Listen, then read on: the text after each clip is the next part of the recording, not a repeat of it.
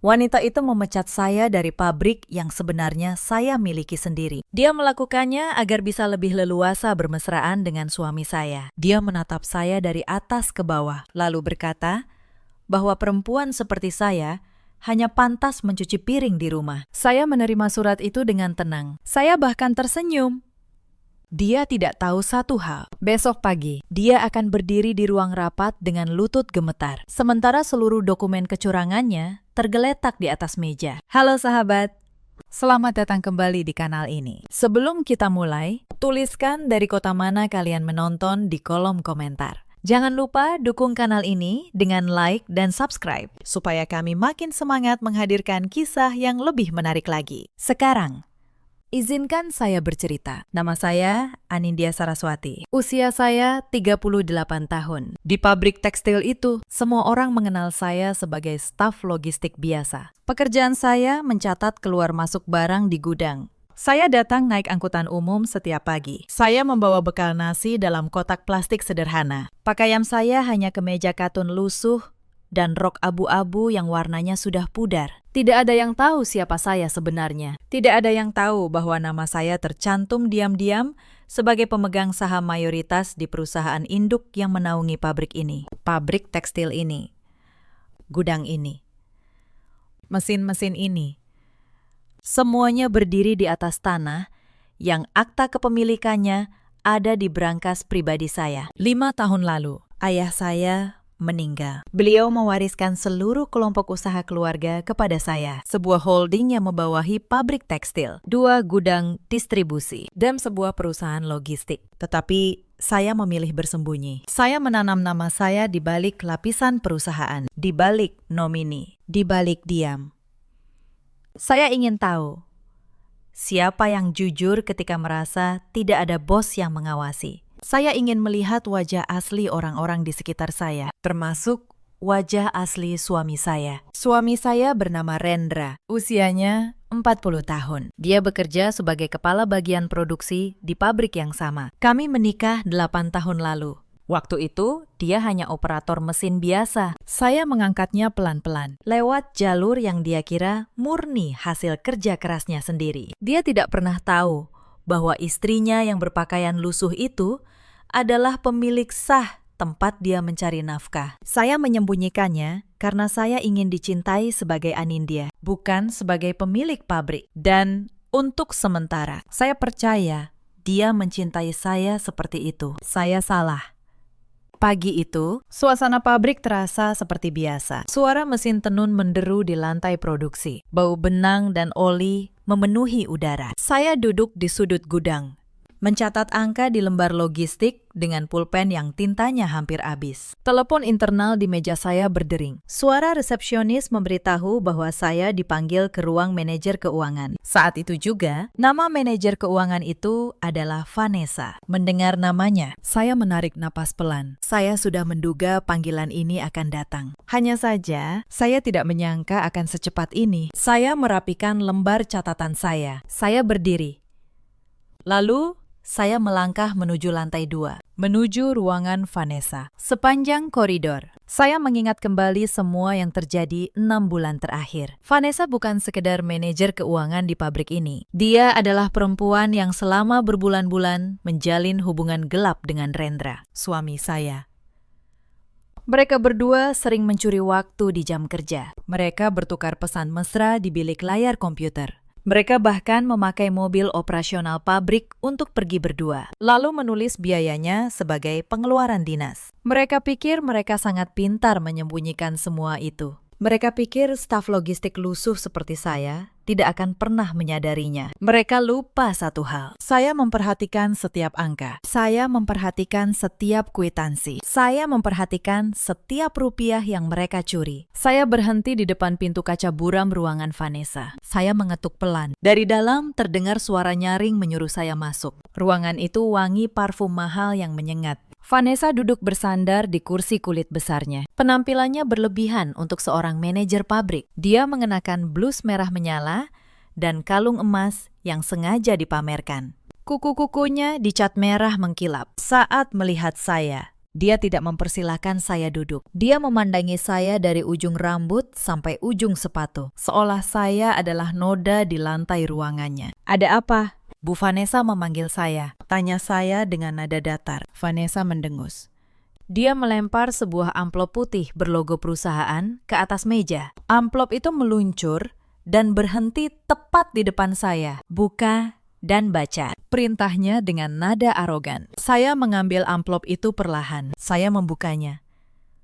Di dalamnya ada selembar kertas bermaterai. Itu adalah surat pemutusan hubungan kerja. Surat pemecatan sepihak. Tertulis bahwa saya diberhentikan hari ini juga. Dengan alasan kelalaian dalam pencatatan logistik dan kerugian gudang. Alasan yang sangat mengada-ada. Catatan logistik saya selalu bersih. Tidak pernah ada satu angka pun yang meleset. "Saya dipecat?" tanya saya.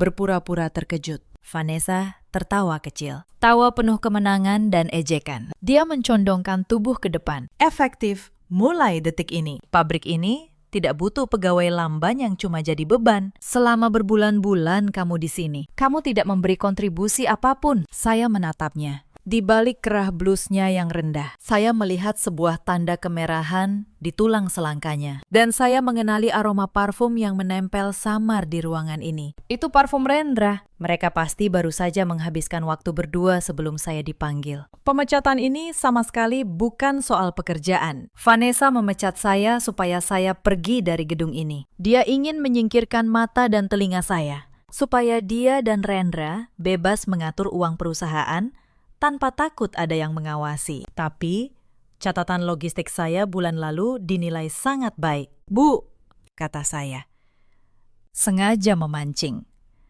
"Apa alasan sebenarnya?" Vanessa menggebrak meja. Matanya menatap tajam. "Kamu berani mempertanyakan keputusan saya? Saya manajer keuangan di sini. Saya yang berhak menentukan siapa yang pantas bekerja dan siapa yang harus ditendang keluar." Dia berdiri, berjalan memutari mejanya, lalu berhenti tepat di depan saya. Tatapan jijiknya tidak lagi ditutup-tutupi. "Lihat dirimu di cermin. Pakaianmu lusuh, gayamu kampungan. Perempuan seperti kamu cocoknya cuma jadi babu di rumah suami. Pulang sana, cuci piring, sapu lantai. Dunia kerja ini bukan levelmu." Kata-katanya dirancang untuk menghancurkan harga diri seorang perempuan. Jika saya benar-benar staf rendah yang hanya bergantung pada gaji kecil ini, saya pasti sudah menangis. Mungkin berlutut, memohon agar tidak dipecat. Tapi air mata itu tidak datang. Sebaliknya, sudut bibir saya justru terangkat. Sebuah senyum kecil yang tenang, dingin.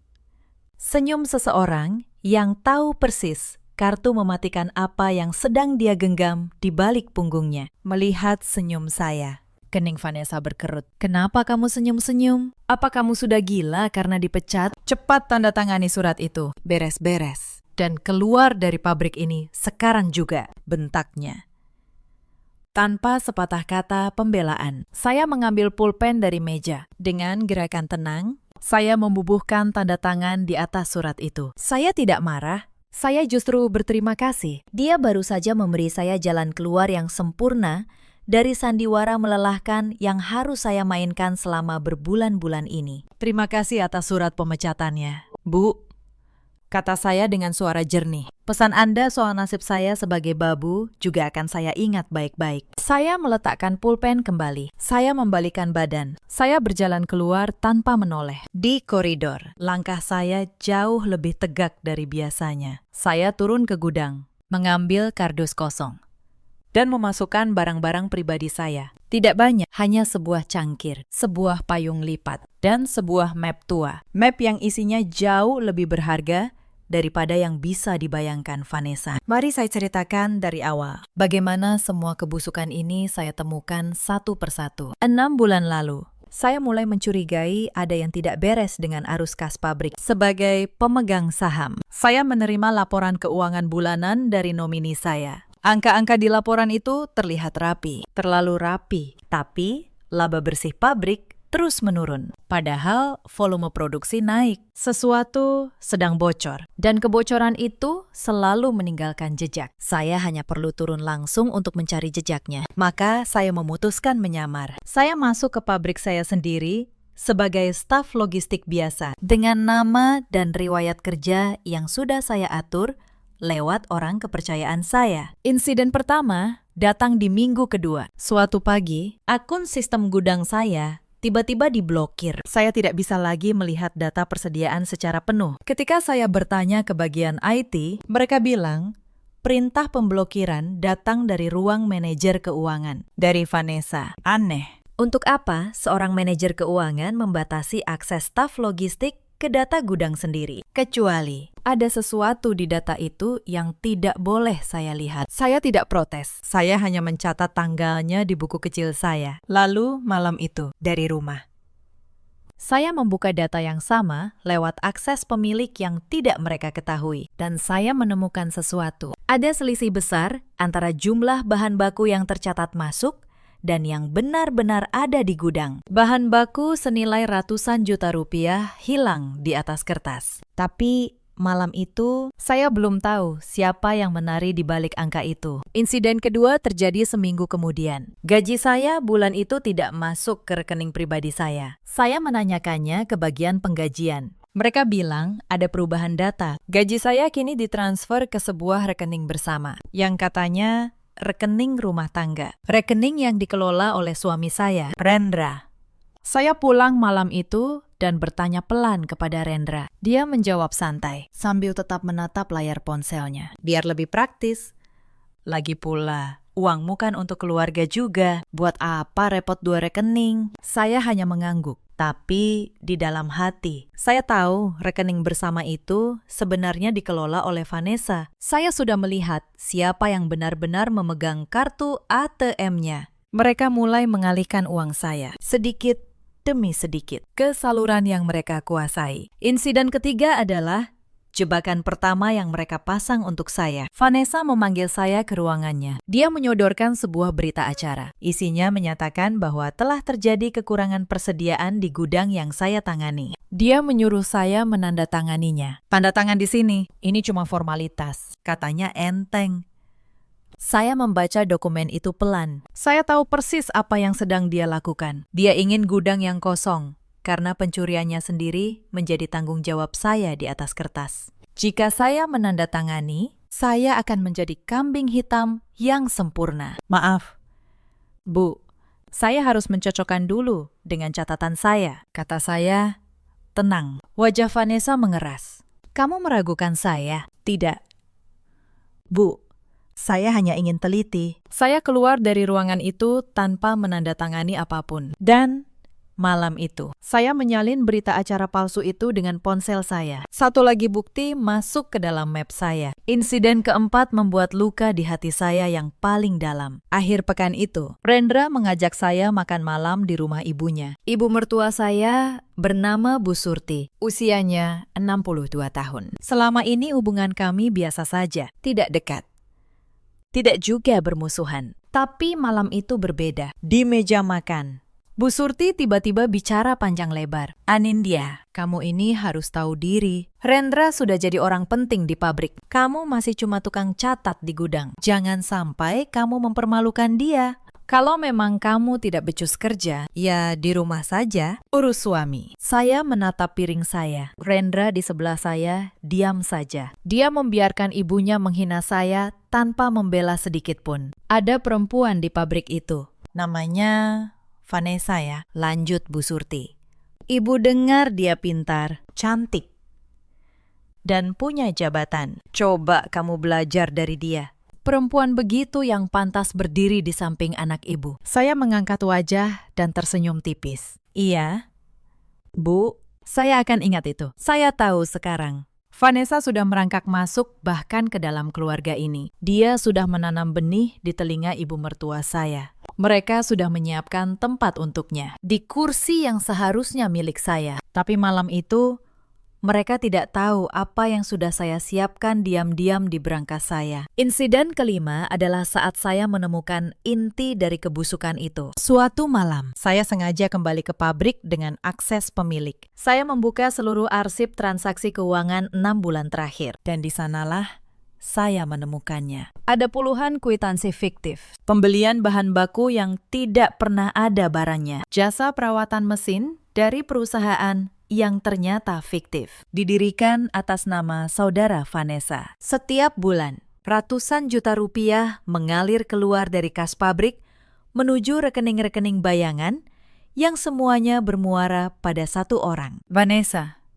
Dia tidak hanya merebut suami saya, dia sedang menguras perusahaan yang saya warisi dari ayah saya. Dan Rendra, dengan jabatannya sebagai kepala produksi, menandatangani semua dokumen palsu itu. Mereka berdua mencuri bersama-sama dari tangan yang sama, tangan saya. Saya duduk diam di ruangan gelap itu cukup lama. Saya tidak menangis. Kemarahan saya sudah melewati titik di mana air mata masih berguna. Yang tersisa hanya satu hal. Ketenangan seorang pemburu yang akhirnya melihat jejak lengkap mangsanya. Insiden ke-6 menambah bahan bakar ke dalam api yang saya simpan. Pekan berikutnya, saya melihat mobil operasional pabrik keluar di hari Sabtu saat pabrik libur. Saya memeriksa log kendaraan. Tertulis perjalanan dinas ke kota lain untuk urusan pembelian mesin. Tapi saya tahu tidak ada pembelian mesin apapun yang dijadwalkan. Saya meminta orang kepercayaan saya menelusuri. Hasilnya jelas. Rendra dan Vanessa menghabiskan akhir pekan di sebuah villa mewah di pegunungan. Biaya bensin, tol, dan penginapan mereka semuanya ditulis sebagai biaya dinas perusahaan. Mereka berkencan memakai uang saya, lalu menagihkan kencan itu kepada saya. Saya menyimpan struk-struk itu. Setiap lembar adalah satu paku lagi untuk peti mati mereka. Insiden ke-7 adalah kelancangan yang paling berani. Suatu hari, bagian keuangan mengeluarkan dokumen pencairan dana dalam jumlah besar. Di kolom tanda tangan verifikator logistik, tertera nama saya, lengkap dengan tanda tangan yang menyerupai tanda tangan saya. Tapi saya tidak pernah menandatangani dokumen itu. Vanessa memalsukan tanda tangan saya untuk mencairkan dana fiktif. Dia tidak hanya menjadikan saya kambing hitam atas gudang yang kosong. Dia menjadikan tangan saya di atas kertas sebagai alat pencuriannya. Jika suatu hari kasus ini terbongkar, sayalah yang akan masuk penjara, bukan dia. Saya menatap dokumen palsu itu lama sekali. Lalu saya tersenyum karena pemalsuan tanda tangan adalah kejahatan. Dan kejahatan itu kini sudah tercatat rapi dalam berkas saya. Insiden ke-8 adalah saat saya mulai menutup jaring. Saya menghubungi Pak Damar, pengacara pribadi keluarga saya. Pria parubaya yang sudah mengurus aset ayah saya selama puluhan tahun. Saya juga menghubungi Mbak Yuli, seorang akuntan jujur yang dulu pernah bekerja untuk ayah saya, dan kini saya tempatkan diam-diam di pabrik. Pak Damar, saya butuh audit forensik penuh, diam-diam. Saya butuh rekening koran, akta kepemilikan, dan seluruh jejak transaksi 6 bulan terakhir, kata saya. Sudah saya siapkan, Bu Anindya, jawab Pak Damar tenang. Semua bukti sudah kami salin dan kami amankan. Mereka tidak akan bisa menghapus apapun. Mbak Yuli juga sudah merekam diam-diam pertemuan-pertemuan di mana Vanessa memerintahkan pembuatan kwitansi palsu. Semua potongan teka-teki kini berada di tangan saya, lengkap.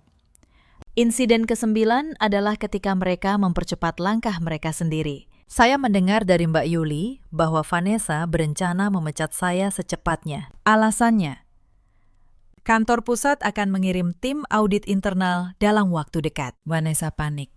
Dia ingin saya, satu-satunya orang yang dia anggap bisa membongkar gudang kosong itu, lenyap dari pabrik sebelum audit datang. Yang dia tidak tahu, tim audit internal itu datang atas perintah saya, dan saya sendiri yang akan memimpinnya. Mereka pikir mereka sedang menyingkirkan ancaman, padahal mereka sedang menggali kuburan mereka sendiri. Lebih cepat dari yang saya rencanakan. Insiden ke-10 adalah pagi ini. Pagi ketika Vanessa memecat saya, menyebut saya babu, dan menyuruh saya pulang mencuci piring. Dia mengira dia baru saja memenangkan segalanya. Dia tidak tahu bahwa dengan surat pemecatan itu, dia baru saja menyalakan korek api di atas tumpukan bukti yang sudah saya susun rapi selama berbulan-bulan. Saya keluar dari gerbang pabrik dengan kardus di tangan. Beberapa rekan kerja menatap saya iba. Mereka pikir Saya perempuan malang yang baru saja kehilangan pekerjaan dan harga diri. Mereka tidak tahu. Besok pagi, saya akan kembali. Bukan sebagai staf logistik, tapi sebagai pemilik yang sah dari setiap batu bata di pabrik ini. Sebelum saya lanjutkan ke pagi pembalasan itu, izinkan saya menceritakan beberapa hal yang terjadi di antara insiden-insiden tadi. Hal-hal kecil yang justru paling menyayat hati. Pernah suatu sore, saya lembur sendirian di gudang. Hujan turun deras di luar. Saya kehabisan ongkos untuk naik angkutan. Karena gaji saya sudah dialihkan ke rekening yang dikuasai Vanessa. Saya menelpon Rendra, meminta dijemput. Dia tidak mengangkat. 3 kali saya telepon. 3 kali tidak diangkat. Malam itu, saya berjalan kaki cukup jauh menembus hujan, sambil memeluk tas berisi map bukti saya. Di tengah jalan, sebuah mobil melintas pelan. Mobil operasional pabrik di dalamnya. Rendra dan Vanessa tertawa-tawa. Tidak menyadari perempuan basah kuyup di tepi jalan itu adalah istri sah sekaligus pemilik mobil yang mereka kendarai. Saya berdiri diam, memandangi lampu belakang mobil itu menjauh. Saya tidak menangis. Saya hanya mencatat satu hal lagi di dalam hati, bahwa cinta yang dulu saya kira tulus ternyata sudah lama mati, dan saya menjadi orang terakhir yang menyadarinya. Ada juga hari ketika Vanessa sengaja mempermalukan saya di depan banyak karyawan. Dia melempar setumpuk berkas ke lantai, lalu menyuruh saya memungutnya satu persatu di hadapan semua orang. Lain kali, catat yang benar, otakmu itu memang cuma sebatas gudang, katanya keras, agar semua orang mendengar. Beberapa karyawan tertawa kecil, beberapa yang lain menatap iba. Saya berlutut, memungut berkas-berkas itu dengan tenang. Di antara berkas yang berserakan itu, mata saya menangkap satu lembar yang tidak sengaja terjatuh dari map Vanessa. Sebuah catatan transfer ke rekening pribadinya. Bukti lagi. Sambil dipermalukan, saya justru sedang dihadiahi senjata baru. Itulah yang tidak pernah dipahami oleh orang-orang seperti Vanessa. Mereka mengira merendahkan orang lain membuat mereka kuat. Padahal setiap kali mereka menginjak seseorang, mereka sedang membuka pertahanan mereka sendiri. Ada pula percakapan yang tidak sengaja saya dengar suatu siang. Di balik dinding ruang istirahat. Kamu yakin istrimu tidak akan curiga? Suara Vanessa. Anindya itu bodoh, jawab Rendra sambil tertawa. Dia cuma tahu mencatat barang. Soal uang, dia tidak mengerti apa-apa. Lagi pula, sebentar lagi dia kita singkirkan dari pabrik. Setelah itu, kita bebas. Bagaimana kalau dia menuntut cerai dan minta harta Gonogini? Harta apa? Rendra terbahak. Dia tidak punya apa-apa. Semua atas namaku. Kalau kita cerai, dia pulang ke kampung dengan tangan kosong. Justru itu yang aku tunggu. Saya berdiri di balik dinding itu, menahan napas. Bukan karena terkejut, melainkan karena hampir tertawa. Suami saya merasa dirinya pemilik segalanya. Padahal seluruh yang dia banggakan itu, sampai jas yang dia pakai, dibeli dari perusahaan yang sahamnya saya genggam. Mereka menyebut saya bodoh. Tapi orang yang paling bodoh adalah dia yang mencuri di rumahnya sendiri, sambil mengira pemilik rumah sedang tertidur. Saya juga sempat menguji ibu mertua saya satu kali. Saya datang ke rumah Bu Surti, membawa oleh-oleh, dan bercerita pelan bahwa saya sedang kesulitan di pabrik. Saya berharap sebagai ibu, beliau akan menasihati anaknya untuk lebih menghargai istri. Tapi yang saya terima justru sebaliknya. Anindya, kalau kamu memang tidak sanggup mengimbangi Rendra, lebih baik mundur saja, kata Bu Surti dingin. Rendra butuh pendamping yang sepadan, bukan perempuan gudang. Ibu dengar, Vanessa itu anak orang baik-baik, punya jabatan, pintar mengurus uang. Kalau Rendra memilih dia, ibu tidak akan menyalahkan. Saya tersenyum tipis dan pamit pulang. Di mobil, saya menutup satu pintu lagi di hati saya. Pintu yang selama ini saya sisakan terbuka untuk keluarga suami saya. Mereka sudah memilih sisi, dan mereka memilih sebelum tahu kebenaran. Itu adalah pilihan mereka, dan mereka harus menanggung akibatnya. Ada satu insiden lagi yang membuat saya yakin Vanessa harus dihentikan secepatnya. Bukan demi saya, melainkan demi orang lain. Suatu hari, Vanessa memutuskan memotong upah lembur seluruh staf gudang. Alasannya, katanya, untuk efisiensi. Padahal saya tahu persis, uang efisiensi itu mengalir ke kantongnya sendiri lewat kwitansi palsu. Para pekerja gudang, banyak di antaranya tulang punggung keluarga, mendadak kehilangan penghasilan tambahan yang selama ini mereka andalkan. Saya melihat Pak Joko, pekerja tertua di gudang, pulang dengan wajah lelah dan murung. Anaknya sedang sakit dan butuh biaya. Lembur adalah satu-satunya cara dia menambah penghasilan. Malam itu dia berkata lirih kepada saya, "Mbak, kalau begini terus, saya tidak tahu harus bagaimana." Saya menggenggam tangannya dan berkata pelan, "Bersabar, sebentar lagi." Pakistan, saya percaya keadilan tidak akan tidur selamanya. Dia tidak mengerti apa maksud saya. Tapi saya mengerti. Malam itu, kemarahan saya berubah menjadi sesuatu yang lebih besar dari sekedar urusan pribadi. Vanessa tidak hanya mencuri dari saya. Dia mencuri dari ratusan keluarga yang menggantungkan hidup pada pabrik ini. Dan untuk itu, dia harus membayar lunas. Sejak malam itu, saya mempercepat semua persiapan saya bersama Pak Damar. Setiap bukti yang saya kumpulkan bukan lagi sekadar untuk membela diri, melainkan untuk menegakkan keadilan bagi semua orang yang telah mereka rugikan dalam diam. Setiap malam, sepulang dari pabrik, saya membuka berangkas saya. Saya menatap akta kepemilikan itu. Saya menatap tumpukan bukti yang terus bertambah. Dan saya mengingatkan diri saya sendiri untuk bersabar. Karena balas dendam yang terburu-buru hanya akan melukai diri sendiri. Balas dendam yang paling sempurna adalah yang dijatuhkan tepat ketika lawan merasa paling menang. Maka saya menunggu. Saya membiarkan mereka merasa menang. Saya membiarkan Vanessa memecat saya, menyebut saya babu, menyuruh saya pulang mencuci piring. Saya membiarkan mereka menggelar karpet merah untuk menyambut pemilik yang akan datang. Karena saya tahu, karpet merah itu pada akhirnya akan mereka injak sendiri menuju kehancuran mereka. Malam itu, saya tidak langsung pulang ke rumah yang saya tinggali bersama Rendra. Rumah itu sudah terasa seperti panggung sandiwara yang pengap. Saya menyetir sendiri menuju sebuah apartemen di pusat kota. Apartemen yang tidak diketahui siapapun. Tempat saya menyimpan kehidupan saya yang sesungguhnya. Di sana, Pak Damar sudah menunggu. Di meja, tersusun rapi map-map berisi seluruh bukti, rekening koran perusahaan, daftar kwitansi fiktif, akta kepemilikan tanah dan bangunan pabrik atas nama saya. Hasil audit forensik yang dilakukan diam-diam selama 3 bulan terakhir. Rekaman suara dari Mbak Yuli, salinan berita acara palsu dan dokumen dengan tanda tangan saya yang dipalsukan. Semuanya lengkap. Bu Anindya, kata Pak Damar. Secara hukum, posisi mereka sudah tidak punya celah. Penggelapan dana, pemalsuan dokumen, dan pemalsuan tanda tangan. Tiga-tiganya pidana. Saya membalik lembar demi lembar. Setiap halaman adalah satu bab dari pengkhianatan yang mereka kira tersembunyi rapi. Besok pagi, kata saya pelan, tim audit internal akan tiba di pabrik pukul 9. Pak Gunawan, Ketua Dewan.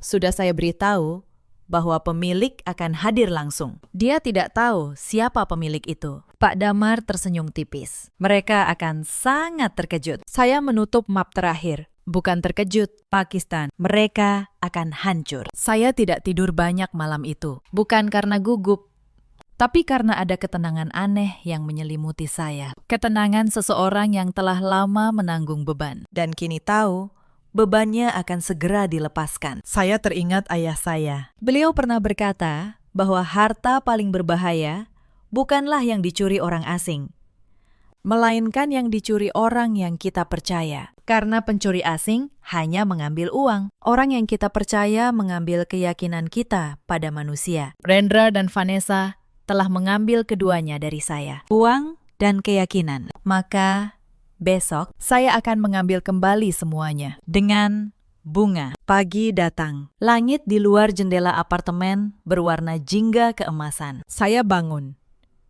Mandi. Lalu duduk di depan cermin besar di ruang ganti. Serah, penata rias kepercayaan saya, sudah menunggu sejak subuh. Topeng staf logistik itu, kata Sarah dengan senyum. Saatnya dilepas.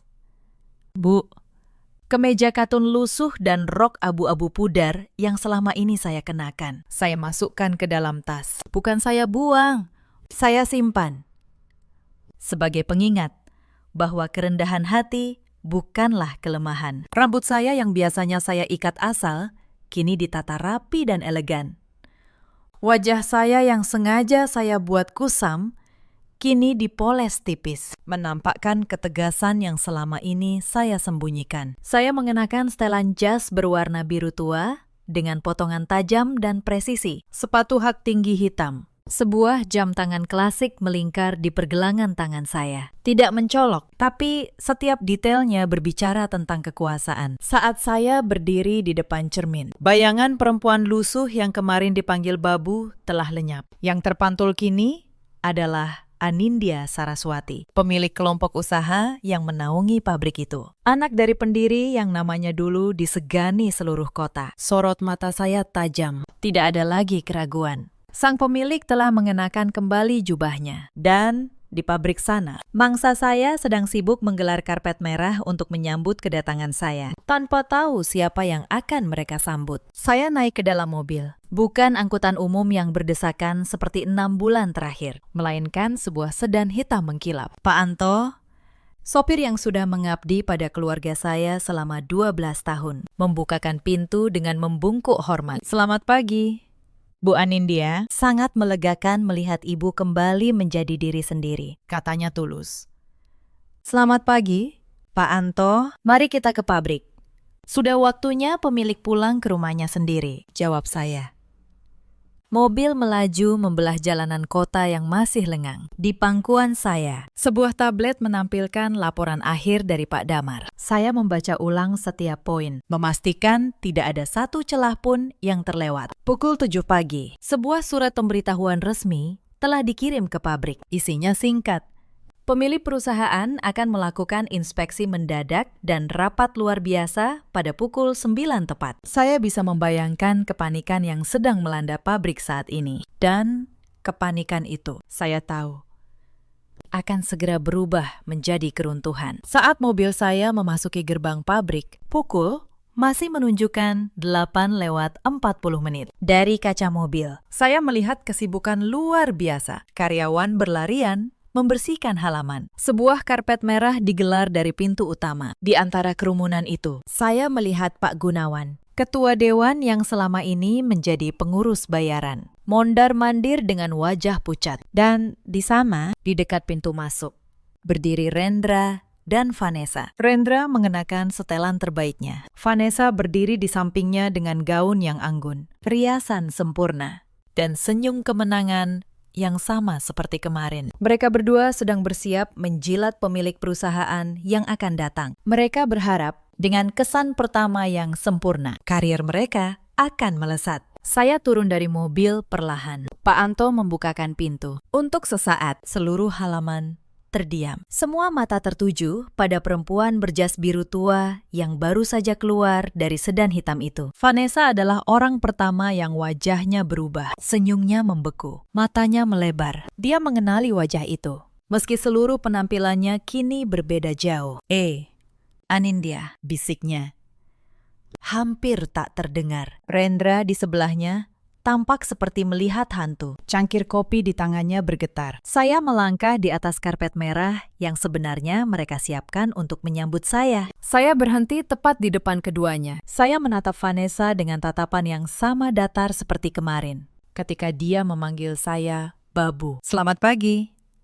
Bu Vanessa, kata saya tenang. Kemarin Anda menyuruh saya pulang mencuci piring. Hari ini, saya datang untuk membersihkan sesuatu yang jauh lebih kotor. Pak Gunawan bergegas menghampiri. Masih belum mengerti. Maaf. Ibu siapa ya? Pemilik akan segera datang. Mohon ibu. Saya pemiliknya, Pak Gunawan. Potong saya. Halaman itu sunyi senyap. Lalu mulai terdengar bisik-bisik yang menjalar di antara para karyawan.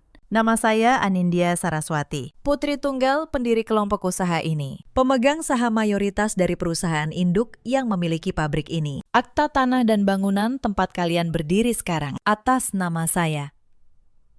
Wajah Pak Gunawan memutih. Dia membungkuk dalam-dalam, gemetar. Bu Anindya, saya tidak tahu. Maafkan saya mengangguk pelan kepadanya. Lalu kembali menatap Vanessa dan Rendra. Keduanya berdiri kaku, seperti dua patung yang baru saja menyadari bahwa tanah di bawah kaki mereka telah lenyap. Mari kita masuk ke ruang rapat, kata saya. Saya tidak suka menyelesaikan urusan di depan banyak orang. Tapi kalian berdua ikut saya. Di ruang rapat, suasana terasa dingin. Saya duduk di kursi paling ujung, kursi yang selama ini dianggap milik pemilik yang tak pernah hadir. Pak Damar duduk di sebelah saya, membuka koper berisi dokumen. Pak Gunawan dan beberapa anggota dewan duduk dengan kepala tertunduk. Di seberang meja, Rendra dan Vanessa berdiri. Tidak berani duduk tanpa dipersilahkan. Silahkan duduk, kata saya. Mereka duduk dengan kaku. Saya membuka map pertama. Vanessa, selama 6 bulan terakhir, Anda mengeluarkan kwitansi fiktif senilai total 2.300.000.000 rupiah. Pembelian bahan baku yang barangnya tidak pernah ada. Jasa perawatan mesin dari perusahaan fiktif yang Anda dirikan atas nama saudara Anda sendiri. Saya meletakkan satu persatu dokumen di atas meja. Setiap lembar mendarat dengan suara pelan. Tapi di ruangan sesunyi itu, terdengar seperti palu hakim. Wajah Vanessa kehilangan seluruh warnanya. Itu tidak benar. Saya bisa jelaskan. Belum selesai, kata saya, tenang. Saya membuka map kedua. Gudang yang Anda paksa saya tanda tangani sebagai gudang yang kosong. Ternyata kosong. Karena bahan bakunya Anda jual diam-diam ke pihak luar. Lalu Anda mencoba menjadikan saya kambing hitamnya. Saya menggeser dokumen ketiga. Dan ini, dokumen pencairan dana dengan tanda tangan saya. Tanda tangan yang saya tidak pernah bubuhkan. Anda memalsukannya. Pemalsuan tanda tangan adalah tindak pidana. Bu Vanessa, pasalnya jelas. Vanessa mulai gemetar. Topeng angkunya runtuh sepenuhnya. Saya hanya menjalankan perintah. Perintah siapa? Tanya saya. Mata Vanessa bergerak liar. Lalu berhenti pada Rendra. Saya menoleh ke arah suami saya. Pria yang 8 tahun lalu saya nikahi dengan keyakinan bahwa dia mencintai saya apa adanya. Pria yang saya angkat dari operator mesin menjadi kepala produksi. Lewat tangan yang tak pernah dia ketahui. Rendra, kata saya pelan. Setiap dokumen palsu itu, kamu yang menandatangani sebagai verifikator produksi. Kamu tahu persis kemana uang itu mengalir. Kamu mencuri dari perusahaan istrimu sendiri, lalu membelanjakan hasilnya untuk berkencan dengan perempuan ini, memakai mobil perusahaan, dan menagihkan kencan itu sebagai biaya dinas. Rendra menunduk. Untuk pertama kalinya dalam berbulan-bulan, dia tidak punya kata-kata santai untuk diucapkan. Anindya, dengar dulu. Akhirnya, dia bersuara. Suaranya bergetar. Aku tidak tahu kamu pemiliknya. Kalau kamu tahu, kamu tidak akan mencuri. Potong saya. Jadi masalahnya bukan bahwa kamu mencuri. Masalahnya hanya bahwa kamu mencuri dari orang yang ternyata salah. Begitu. Rendra. Dia terdiam. Jawaban atas pertanyaan itu sudah tertulis jelas di wajahnya. Saya berdiri. Saya berjalan mengelilingi meja. Persis seperti yang Vanessa lakukan kepada saya kemarin. Lalu, saya berhenti di depan mereka berdua. Kemarin, kata saya.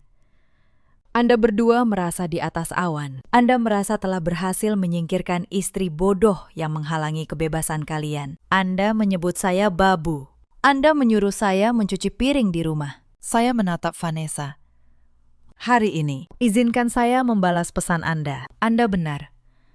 Saya memang akan membersihkan rumah. Hanya saja, rumah yang saya maksud adalah perusahaan ini. Dan yang akan saya buang ke jalan adalah kalian berdua. Saya kembali ke kursi saya dan menatap Pak Gunawan sebagai pemegang saham mayoritas. Dengan ini, saya memberhentikan Saudari Vanessa dari jabatan manajer keuangan dan Saudara Rendra dari jabatan kepala produksi. Efektif detik ini juga, tanpa pesangon. Karena pemberhentian ini disebabkan oleh tindak pidana. Vanessa terisak. Bu Anindya, tolong. Saya mohon. Jangan laporkan saya ke polisi. Saya akan kembalikan semuanya. Uang bisa dikembalikan, kata saya. Tapi kepercayaan tidak. Dan hukum tidak menghapus pidana hanya karena pelakunya menangis setelah tertangkap. Saya menoleh kepada Pak Damar. Pak Damar, silahkan lanjutkan prosesnya. Seluruh berkas sudah lengkap. Serahkan ke pihak berwajib. Pak Damar mengangguk dan mulai menutup kopernya. Rendra mengangkat wajahnya. Matanya basah. Anindya, kita sudah 8 tahun bersama. Apa tidak ada sisa rasa sedikit pun di hatimu? Saya menatapnya cukup lama. Lalu saya menjawab dengan suara yang sangat tenang. Ada. Rendra, dulu ada, sangat banyak. Tapi kamu sendiri yang membuangnya. Sedikit demi sedikit. Setiap kali kamu menandatangani kwitansi palsu itu, sambil membayangkan perempuan lain. Yang tersisa di hatiku sekarang hanya rasa terima kasih. Karena kalian telah menunjukkan kepada saya wajah asli kalian. Sebelum saya menghabiskan sisa hidup saya mencintai topeng. Saya berdiri dan berjalan menuju pintu. Di ambang pintu, saya berhenti sejenak tanpa menoleh. Petugas keamanan akan mengantar kalian keluar. Jangan lupa, jangan ada satupun barang perusahaan yang kalian bawa. Karena mulai detik ini, tidak ada satupun benda di pabrik ini yang menjadi milik kalian. Lalu saya melangkah keluar, meninggalkan ruangan itu. Meninggalkan 2 orang yang dulu paling saya percaya. Kini hancur di atas meja yang sama, tempat mereka pernah merancang kejatuhan saya. Di luar ruang rapat, para karyawan sudah berkumpul. Kabar menyebar cepat. Mereka kini tahu bahwa staf logistik lusuh yang kemarin dipecat dan dihina di depan mereka ternyata adalah pemilik dari seluruh pabrik tempat mereka bekerja. Pak Joko, pekerja gudang tua itu, berdiri di barisan depan.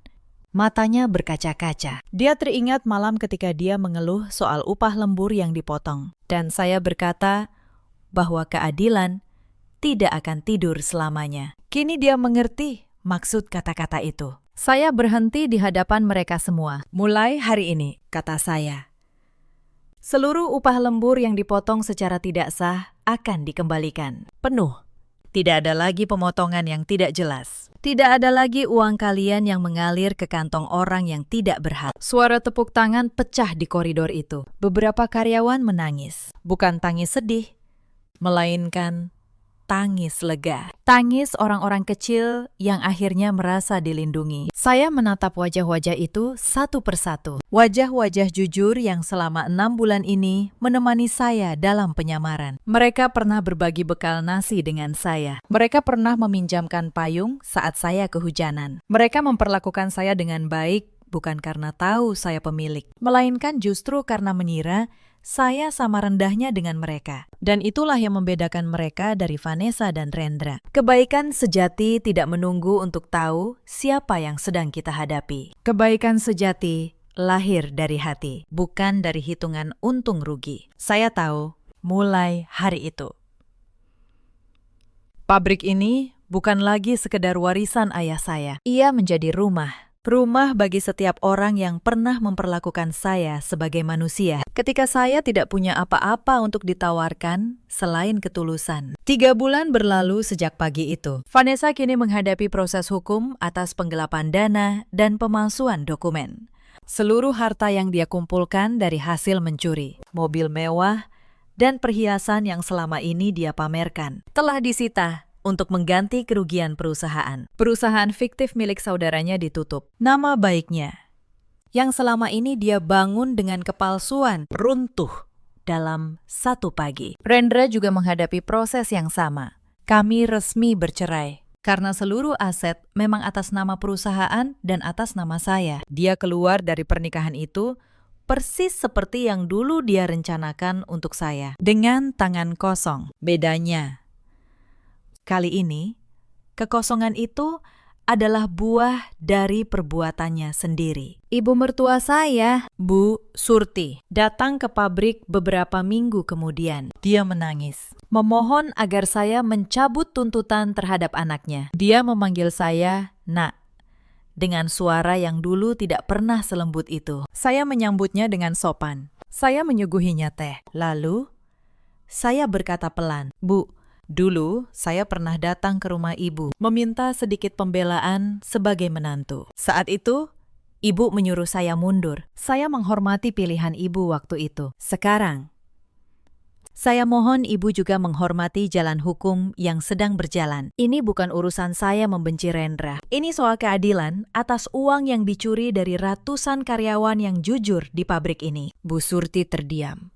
Lalu dia pamit dengan langkah yang jauh lebih berat daripada saat dia datang. Saya tidak merasa menang. Tidak ada kemenangan dalam menyaksikan keluarga yang dulu pernah saya cintai berantakan. Tapi saya juga tahu, saya tidak boleh menukar keadilan dengan rasa kasihan yang salah tempat. Pabrik kini berjalan jauh lebih sehat. Setelah para lintah darat itu disingkirkan, laba bersih melonjak. Saya mengangkat Mbak Yuli, akuntan jujur itu, menjadi manajer keuangan yang baru. Para karyawan yang dulu menatap saya iba, kini menyapa saya dengan hormat, bukan karena takut, tapi karena mereka tahu pemilik mereka pernah berdiri di antara mereka, mencatat barang di gudang yang sama. Suatu sore, saya berdiri di lantai produksi, menatap mesin-mesin tenun yang berputar. Cahaya senja masuk dari jendela besar, membuat debu benang berkilau seperti emas di udara. Cerita ini mengajarkan satu hal. Jangan pernah menilai seseorang dari pakaian yang dia kenakan atau dari jabatan yang dia pegang. Karena orang yang paling tenang di sudut ruangan seringkali adalah orang yang paling banyak tahu. Dan jangan pernah merasa aman saat mencuri dari orang yang mempercayaimu. Karena kepercayaan yang dikhianati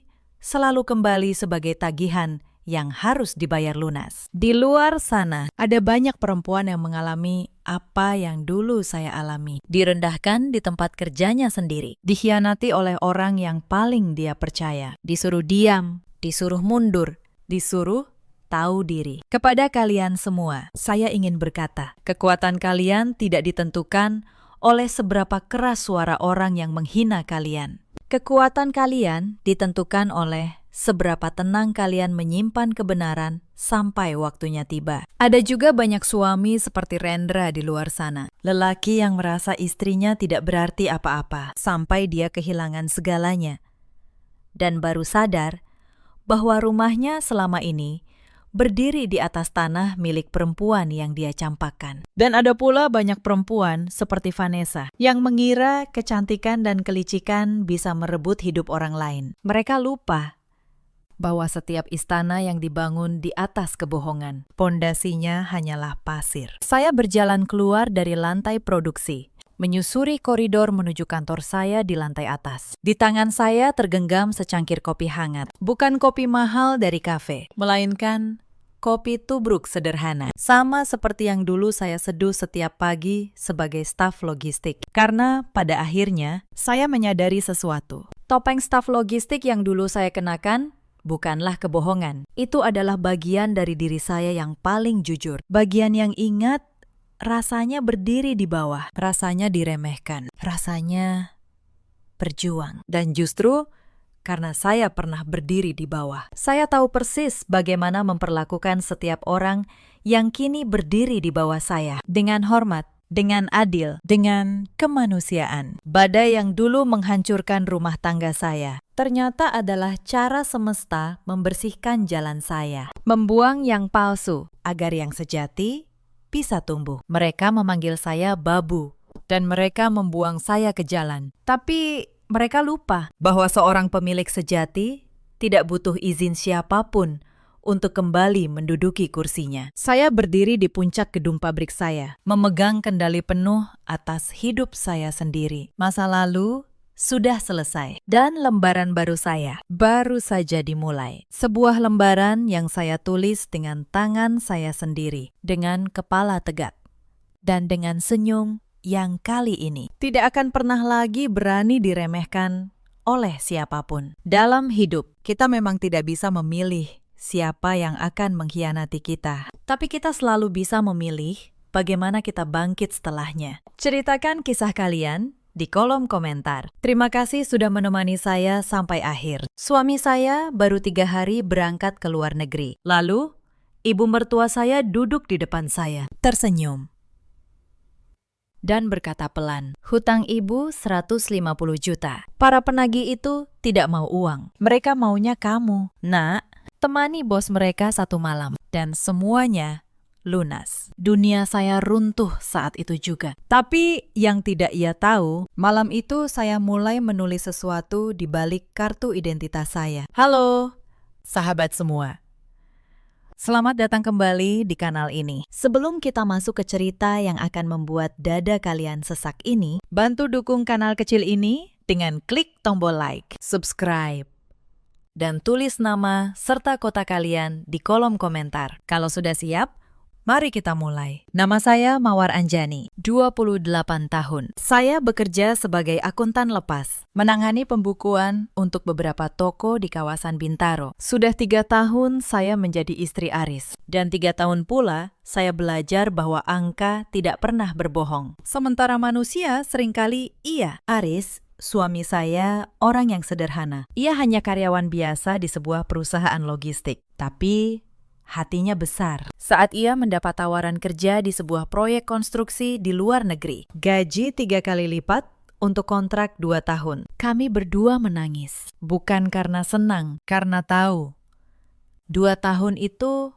panjang. Sore sebelum keberangkatan, kami duduk di teras rumah kontrakan kecil kami. Koper hitam besar tergeletak di samping kami. Aris menggenggam tangan saya erat. Aris berkata pelan, "2 tahun tidak akan terasa. Sayang, kamu urus rumah.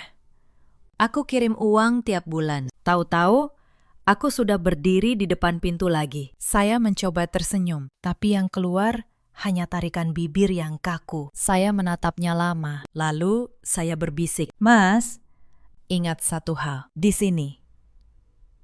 Kamu cuma punya saya." Ia terkekeh. Ia mencium kening saya. Katanya, "Mana mungkin aku melirik yang lain. Kamu sudah lebih dari cukup." Tapi di balik pintu ada yang mengintip. Ibu Ratna, ibu mertua saya. Wajahnya masam. Saya tidak melihatnya saat itu. Saya baru tahu belakangan betapa dingin matanya menatap kami. Ibu Ratna bukan ibu mertua biasa. Ia perempuan yang hidup demi gengsi. Arisan mahal, tas bermerek tiruan yang ia banggakan seolah asli, dan obsesi pada status sosial yang tidak pernah sejalan dengan isi dompetnya. Aris anak satu-satunya dan seumur hidup. Aris selalu berusaha memenuhi semua keinginan ibunya yang tidak saya tahu saat itu. Gaya hidup Ibu Ratna sudah menyeretnya ke dalam lubang hutang. Bukan 150 juta untuk rentenir, seperti yang nanti ia katakan. Hutangnya nyata, tapi bentuknya jauh lebih busuk dari sekedar uang. Keesokan paginya, kami ke bandara. Saya memeluk Aris erat sekali. Air mata saya tidak bisa dibendung. Ia mengusap pipi saya. Katanya, "Jangan menangis. Nanti aku ikut sedih."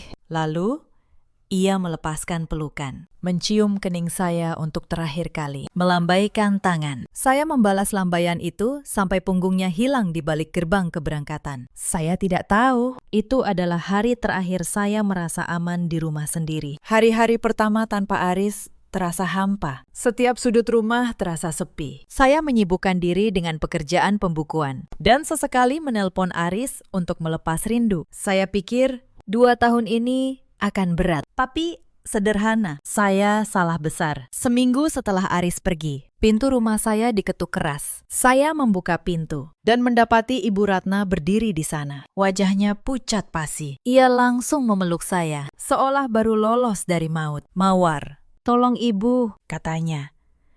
Saya menariknya masuk, mendudukkannya di sofa. "Ada apa, Bu?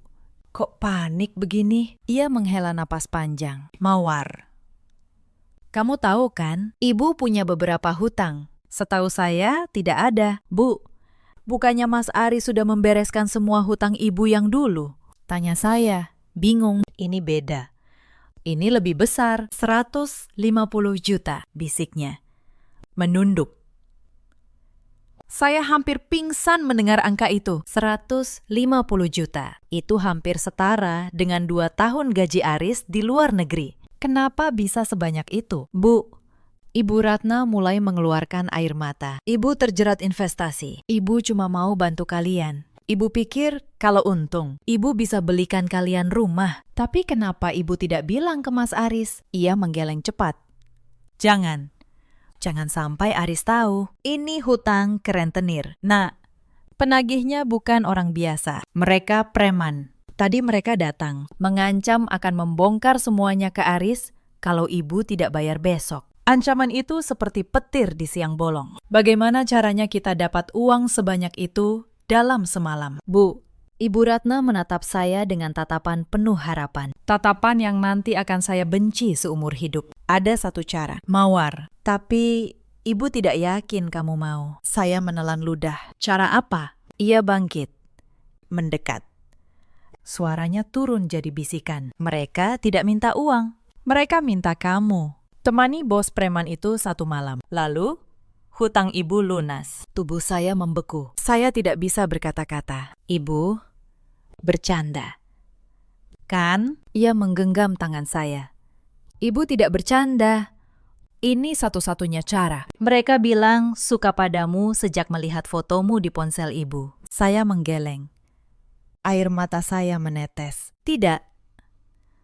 Bu, saya tidak bisa. Saya sudah berjanji pada Mas Aris. Tiba-tiba nada bicaranya berubah. Lembutnya hilang. Jangan sampai suamimu tahu. Kalau Aris tahu, keluargamu yang kena imbasnya. Kamu mau orang tuamu di kampung didatangi preman. Kamu mau Aris pulang dan menemukan semuanya hancur. Di situ saya sadar ada yang tidak beres. Tapi saya belum tahu seberapa dalam jurang yang sedang digali untuk saya. Malam itu saya tidak bisa tidur. Saya duduk di tepi ranjang, memandangi pantulan diri di cermin. Wajah saya pucat, mata saya sembab. Tapi di balik tatapan kosong itu mulai tumbuh sesuatu. Bukan ketakutan lagi, amarah. Saya seorang akuntan. Pekerjaan saya adalah mencari kejanggalan dalam angka. Dan cerita Ibu Ratna penuh kejanggalan. Rentenir yang menagih hutang tidak meminta menantu. Mereka meminta uang, aset.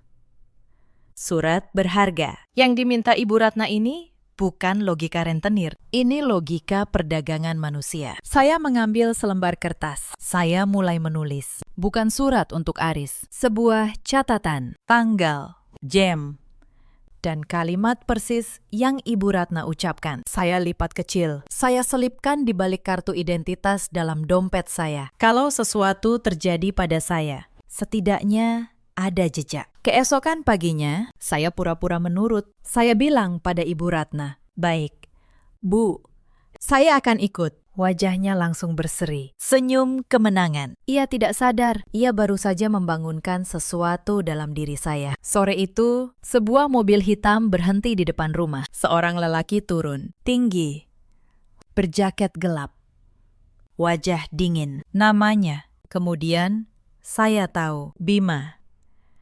Ia membuka pintu mobil tanpa banyak bicara. Ibu Ratna mendorong saya pelan dari belakang, berbisik, "Nurut.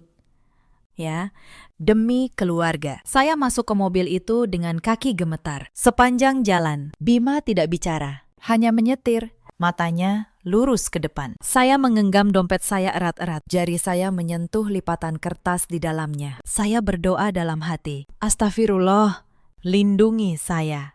Tapi mobil itu tidak menuju hotel, tidak menuju tempat yang saya bayangkan dalam ketakutan. Mobil itu berhenti di tepi jalan yang sepi, di bawah lampu temaram. Bima mematikan mesin. Lalu, untuk pertama kalinya, ia menoleh pada saya. "Mawar Anjani," katanya pelan.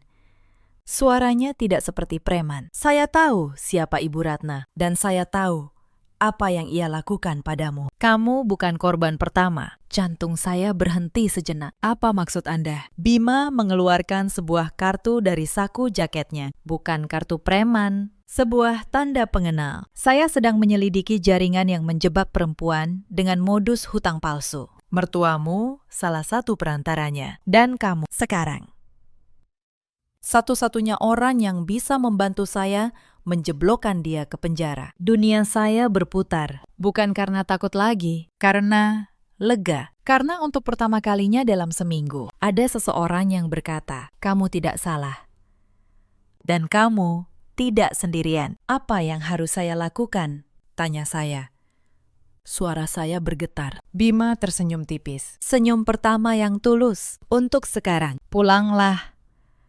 Bersikaplah seolah semuanya berjalan sesuai rencana Ibu Ratna. Biarkan dia merasa menang. Lalu, pelan-pelan, kita kumpulkan bukti, suara, Pesan. catatan keuangan. Semua yang bisa membuktikan ini bukan hutang. Ini perdagangan manusia. Saya mengangguk. Mata saya berkaca-kaca, tapi bukan air mata ketakutan. Mobil mengantar saya kembali. Sebelum saya turun, Bima berkata, Ingat, Mawar. Mulai sekarang, setiap kata yang Ibu Ratna ucapkan adalah bukti. pancing dia bicara. Rekam diam-diam. Tapi jangan pernah membuatnya curiga. Saya masuk ke rumah dengan hati yang jauh lebih ringan. Di ruang tamu, Ibu Ratna sudah menunggu dengan senyum lebar. Bagaimana, Mawar? Semua lancar, tanyanya. Suaranya ramah, seolah ia ibu mertua terbaik di dunia. Saya menunduk, menyembunyikan sesuatu yang baru tumbuh di dada saya. Bukan lagi rasa takut, lancar. Bu, bos itu bilang, hutang ibu sudah lunas. Ia berdiri, memeluk saya erat. Ibu tahu kamu menantu terbaik. Kamu sudah selamatkan keluarga kita. Saya memaksakan senyum. Di dalam saku celana saya, ponsel dalam mode perekam suara sudah menyala sejak saya masuk pintu. Itu adalah malam pertama dari permainan panjang. Tapi Ibu Ratna belum tahu harimau yang ia kira sudah jinak baru saja membuka mata. Hari-hari berikutnya, saya berubah. Saya melayani Ibu Ratna dengan senyum. Saya masak sarapan. Saya bersihkan rumah. Saya antar ia ke arisan. Di luar, saya menantu yang patuh. Di dalam, saya akuntan yang sedang menyusun pembukuan untuk kejahatannya. Insiden pertama datang di hari ketiga. Ibu Ratna menelepon seseorang di kamarnya. Pintu setengah terbuka. Saya berpura-pura mengepel di lorong. Ponsel saya terselip di kantong celemek. Merekam. Suaranya jelas terdengar. Yang ini gampang. Suaminya jauh. Dia penakut. Bagian saya berapa? 30% kan? Seperti yang dulu. Tangan saya berhenti mengepel. 30%. Jadi ini memang bisnis. Ibu Ratna bukan korban. Ia makelar. Dan saya barang dagangannya. Saya menahan napas. Melanjutkan mengepel seolah tidak mendengar apa-apa. Tapi malam itu saya tahu. Saya tak akan pernah tidur dengan tenang lagi sampai perempuan itu membayar. Insiden kedua, seminggu kemudian. Aris menelepon. Wajahnya muncul di layar. Lelah, tapi penuh harap. Mawar, kamu baik-baik saja, kan? Aku kerja keras di sini. 2 tahun lagi, kita punya rumah sendiri. Gak numpang ibu lagi. Kata-katanya seperti 1000 jarum. Ia berjuang demi masa depan kami. Sementara ibunya menjual saya di belakangnya. Saya menahan tangis. Saya baik-baik saja, Mas. Cuma kangen. Di pojok ruangan, Ibu Ratna berdiri. Mengangkat ibu jari, memberi kode agar saya terus berpura-pura. Sebelum menutup telepon, Aris berkata, aku titip kamu sama ibu, ya. Nurut sama ibu. Kalimat itu terasa seperti perintah yang mematikan. Tapi saya hanya tersenyum di depan kamera, sambil dalam hati berjanji. Suatu hari, Aris akan tahu kebenaran. Dan ia akan tahu istrinya tidak pernah mengkhianatinya. Insiden ketiga, saya mulai mencari bukti tertulis. Saat Ibu Ratna pergi arisan, saya menggeledah kamarnya. Bukan ponselnya, terlalu berisiko. Tapi laci mejanya. Di sana, saya menemukan sebuah buku catatan kecil. Isinya daftar nama, nama-nama perempuan. Di sebelah tiap nama ada angka. 50 juta, 80 juta, 120 juta. Dan di sebelah beberapa nama tertulis kata yang membuat darah saya beku. Selesai. Saya memotret setiap halaman dengan tangan gemetar, lalu mengembalikan buku itu persis seperti semula. Tapi saat menutup laci, saya mendengar pintu depan terbuka. Ibu Ratna pulang lebih awal. Insiden keempat, nyaris ketahuan. Saya buru-buru keluar dari kamarnya, jantung berdebar. Ibu Ratna menatap saya curiga.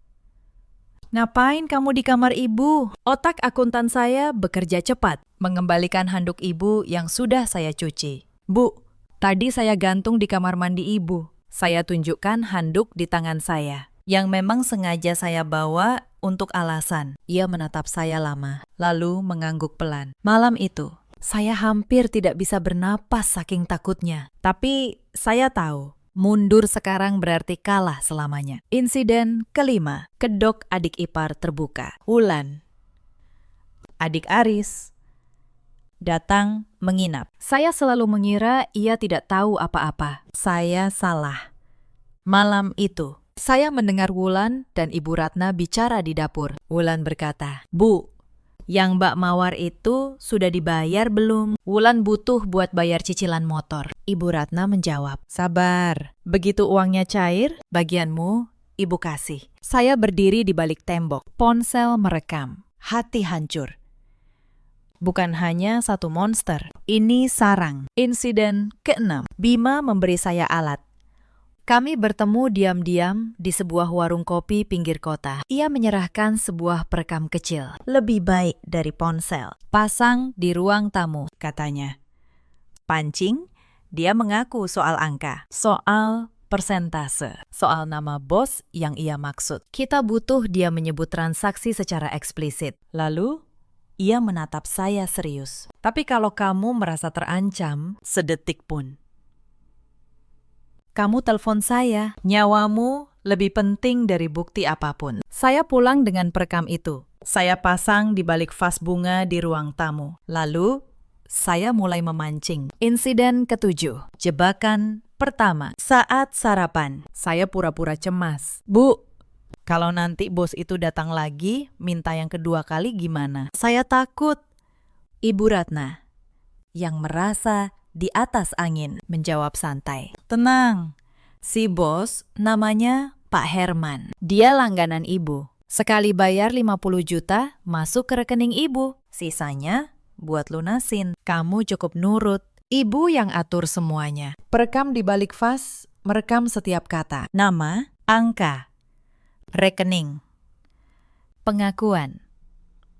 Saya menunduk, menyembunyikan tangan saya yang gemetar di bawah meja. Satu kalimat itu saja sudah cukup untuk menyeretnya ke pengadilan. Tapi sebelum hari kemenangan itu tiba, ada banyak malam yang nyaris membuat saya menyerah. Saya ingin menceritakan apa yang terjadi di antaranya, agar kalian tahu, kemenangan ini tidak datang dengan mudah. Beberapa hari setelah saya menemukan buku catatan Ibu Ratna, ketakutan saya berubah menjadi sesuatu yang lebih berbahaya. Saya mulai meragukan apakah saya akan selamat sampai akhir. Ibu Ratna bukan perempuan bodoh. Ia mulai memperhatikan saya lebih teliti. Ia menghitung berapa lama saya di kamar mandi. Ia bertanya, kemana saja saya saat keluar membeli sayur. Suatu pagi, ia bahkan memeriksa ponsel saya saat saya mandi. Untung saya sudah memindahkan semua rekaman ke akun penyimpanan daring dan menghapus jejaknya dari ponsel. Saat saya keluar dari kamar mandi dan melihat ponsel saya tergeletak tidak persis di tempat saya meninggalkannya, jantung saya nyaris copot. Tapi ponsel itu bersih. Saya menang satu putaran lagi. Lalu datang ujian yang lebih berat. Aris menelepon di malam hari. Dan kali ini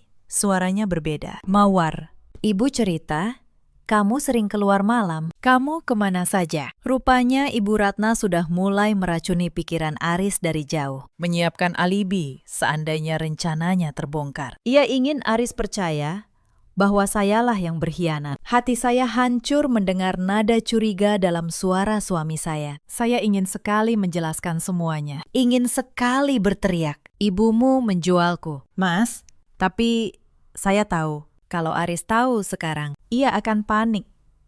Ia akan menelpon ibunya dan semua rencana akan runtuh." Jadi, saya menelan air mata dan berkata pelan, "Saya cuma keluar beli kebutuhan rumah." "Mas, percaya sama saya. Suatu hari kamu akan tahu segalanya." Aris terdiam lama, lalu menghela napas. "Aku percaya kamu, Mawar. Tapi tolong, jaga diri." Setelah telepon ditutup, saya menangis sejadi-jadinya di kamar mandi. Dengan keran air menyala, agar tak ada yang mendengar. Ada juga malam ketika saya hampir menyerah sepenuhnya. Ibu Ratna dalam suasana hati yang buruk mengancam saya secara terbuka. "Kamu pikir ibu tidak punya rencana cadangan. Kalau kamu, macam-macam. Ibu tinggal bilang ke Aris, Kamu selingkuh. ibu punya foto kamu masuk mobil laki-laki asing. Siapa yang akan Aris percaya? Ibu kandungnya. Atau istri yang ketahuan naik mobil pria lain? Saya membeku. Foto itu Tentu saja.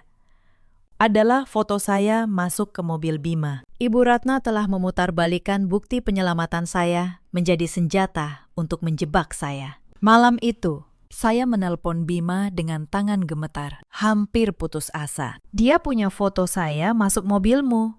Dia mau pakai itu untuk memfitnah saya selingkuh. Bagaimana kalau Aris percaya padanya? Bima diam sejenak, lalu berkata dengan tenang, Mawar, dengar. Justru itu kesalahan terbesarnya. Foto itu tidak membuktikan apa-apa, selain bahwa dia memang merencanakan semua ini. Kenapa dia diam-diam memotretmu masuk mobil orang yang dia sendiri yang kirim? Karena dia menyiapkan kambing hitam, dan itu di pengadilan justru memberatkan dia. Percaya sama saya, kebenaran selalu meninggalkan jejak yang lebih banyak daripada kebohongan. Tugasmu cuma satu, bertahan sedikit lagi. Kata-kata itu menyalakan kembali tekad yang hampir padam. Saya menyeka air mata. Saya tidak akan menyerah. Tidak setelah sejauh ini. Saya juga belajar betapa dalamnya kebusukan ini. Suatu sore, saat menggeledah lagi dengan lebih hati-hati, saya menemukan sesuatu yang membuat saya muntah. Di balik lapisan ganda laci, ada amplop berisi foto-foto perempuan lain. Perempuan-perempuan muda, sama seperti saya. Beberapa terlihat ketakutan. Di balik tiap foto, tertulis nama, alamat, dan status. Lunas. Proses. Kabur. Dicari. Saya sadar. Saya bukan sedang melawan satu ibu mertua yang tamak. Saya sedang berdiri di tengah sebuah jaringan yang sudah menelan banyak korban. Tangan saya gemetar saat memotret semuanya. Tapi di saat itu, ketakutan saya berubah menjadi sesuatu yang lebih besar. Tanggung jawab. Kalau saya berhasil, saya tidak hanya menyelamatkan diri sendiri. Saya menyelamatkan semua wajah dalam amplop ini. Saya menyerahkan foto-foto itu ke Bima keesokan harinya. Wajahnya yang biasanya tenang, berubah keras. Ini lebih besar dari yang saya kira, katanya pelan. Mawar, kamu baru saja memberikan kunci untuk membongkar seluruh jaringan. Tapi ini juga berarti mereka jauh lebih berbahaya. Mulai sekarang, kalau ada apapun yang janggal, kamu langsung keluar dari rumah itu. Nyawamu tidak ternilai. Saya mengangguk. Tapi saya tahu, saya tidak akan keluar sebelum semuanya selesai. Bukan karena nekat, karena saya sudah melihat wajah-wajah yang menunggu untuk diselamatkan. Hari-hari menjelang penangkapan adalah yang paling menegangkan. Ibu Ratna semakin sering bertingkah aneh. Kadang ramah berlebihan, kadang mengintimidasi. Saya seperti berjalan di atas kaca tipis. Setiap senyum yang saya berikan padanya terasa seperti pengkhianatan terhadap diri saya sendiri. Tapi saya bertahan. Saya menghitung mundur. Seperti seorang akuntan menutup buku di akhir tahun. Tinggal beberapa hari lagi. Tinggal satu transaksi lagi yang harus saya pancing. Satu pengakuan terakhir. Dan semua akan lengkap. Di tengah ketegangan itu, ingatan tentang awal pernikahan saya sering datang menghibur sekaligus menyayat. Saya dan Aris menikah sederhana, hanya di hadapan keluarga dekat. Saat itu, Ibu Ratna sudah menunjukkan tanda-tanda. Ia tidak suka saya. Katanya, saya hanya anak akuntan kampung yang tidak punya apa-apa. Tapi Aris membela saya mati-matian. Mawar perempuan paling jujur yang pernah aku kenal. Bu, katanya waktu itu. Saya tidak menyangka kejujuran yang Aris banggakan justru akan menjadi senjata yang menyelamatkan kami berdua bertahun-tahun kemudian. Mengingat wajah Aris yang membela saya di hari itu, memberi saya kekuatan untuk terus bertahan. Saya teringat pula hari-hari awal ketika kami masih mengontrak kamar kecil. Sebelum terpaksa menumpang di rumah Ibu Ratna. Kami miskin, tapi bahagia. Aris pulang kerja membawa gorengan murah.